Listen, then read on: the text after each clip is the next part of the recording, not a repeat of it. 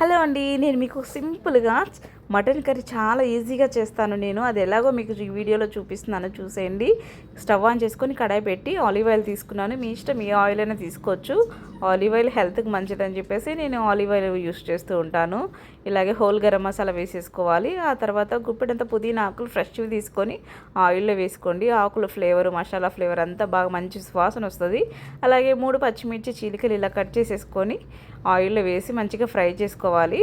Fry చేసుకున్న తర్వాత 3 medium size ఉల్లిపాయల్ని నేను సన్నగా కట్ చేసుకున్నాను.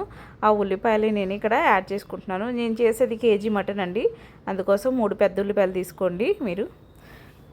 ఇవి కూడా బాగా కలుపుకోవాలి. ఒకసారి ఆయిల్లో బాగా కలిపేసేసి దీంట్లో కూడా ఒక 1 టేబుల్ స్పూన్ రాళ్ళ ఉప్పు వేసుకోండి.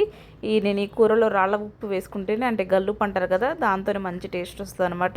బాగా మంచిగా దోరగా మగ్గాలి. ఈ విధంగా మగ్గితే సరిపోతుంది. ఇప్పుడు మనము 1 టేబుల్ స్పూన్ పసుపు వేసేసుకొని బాగా కలుపుకోవాలి. ఒకసారి కలిపేసేసి అలాగే 2 టేబుల్ స్పూన్లు అల్లం వెల్లుల్లి పేస్ట్ అండి. ఇది కూడా పచ్చివాసన పోయినాక మటన్ మనం కడిగి పెట్టుకుని 1 కేజీ మటన్ని యాడ్ చేసేసుకొని అలా మూత పెట్టేసేయాలండి ఒక 5 నిమిషాలు మీడియం ఫ్లేమ్లో. ఆ తర్వాత మూత తీసేసి గరిటెతో మళ్ళీ కలుపుకోవాలి. ఈ ఆయిల్లో మసాలాలు ఉంటాయి కదా, అవన్నీ బాగా పట్టించాలన్నమాట. బాగా కలిపేసి మళ్ళీ మూత పెట్టి 10 నిమిషాలు అలా ఉడికించుకోవాలి. ఉడికించుకుని నీరంతా ఆవిరైపోయి నూనె పైకి తేలినప్పుడు 2 గరిటెలు కారం వేసుకున్నాను. నేను కలిపే గరిటెతో 2 గరిటెలు వేసేసి మళ్ళీ ఒక 5 నిమిషాలు మూత పెట్టేసేసి అలా మగ్గనివ్వాలి.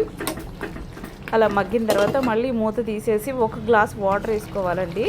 మీకు ఎంత కావాలంటే అంత వేసుకోండి, మరీ ఎక్కువ వాటర్ పోయొద్దు, కూర టేస్ట్ ఉండదన్నమాట.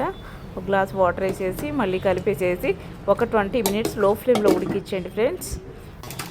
20 మినిట్స్ తర్వాత 1 టేబుల్ స్పూన్ నేను ధనియాల పౌడర్ వేసుకున్నాను. ధనియాల పౌడర్ వేసేసి ఒకసారి కలిపేసేసేయండి. కలిపేసి 2 నిమిషాలు అలా ఉంచేసి ఇంకా మనకి కూర ఆల్మోస్ట్ రెడీ అయిపోయిందండి. ఇంకా దించుకుంటున్నాం అన్న సమయంలో కొత్తిమీరతో గార్నిష్ చేసుకోవడమే. Thanks for watching.